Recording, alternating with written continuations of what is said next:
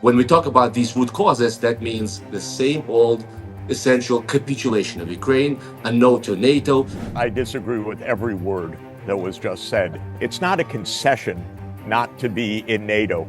NATO does not belong on the border of Russia. We are back to square one, which is a clear signal by Vladimir Putin that his terms for any sort of peace agreement with Ukraine remain the same. He talks the Russian side, and the term they use is we need to get to the root causes of the conflict, and only then will Vladimir Putin deign to grace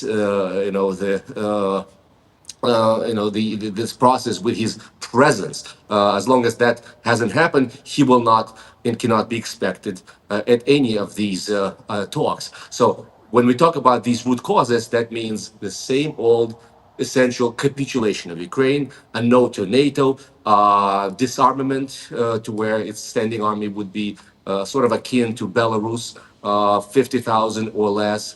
And so once again, it is tantamount to Ukraine's surrender. So Putin is sending a very clear message that he could not care less about Donald Trump's peace efforts. He can afford to go it along, for some time being. And now it is, I think, the ball is Donald Trump's court. How will Donald Trump react to that? Will he follow up on his presidential, promises that he made during the presidential campaign? He said that if one of the sides does not play ball, I will make it really hurt. He promised that if Russia doesn't play ball, he will give Ukraine more weapons than Biden ever did. I disagree with every word that was just said.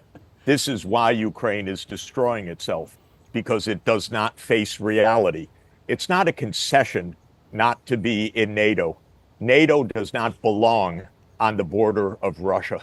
This is the whole point. The United States would never tolerate a Russian military base on the Mexican border or in Canada, and Russia does not tolerate an American military on its border. This is obvious and simple. And Ukraine was talked into an absurd idea of joining NATO by American hardliners, and it was completely unrealistic from the beginning. Every sensible person knew that it would lead to war. It led to war. And if you just say, as we just heard, which I don't accept for one word, that's the same old story. That's not the same old story. That's the common sense to end this war.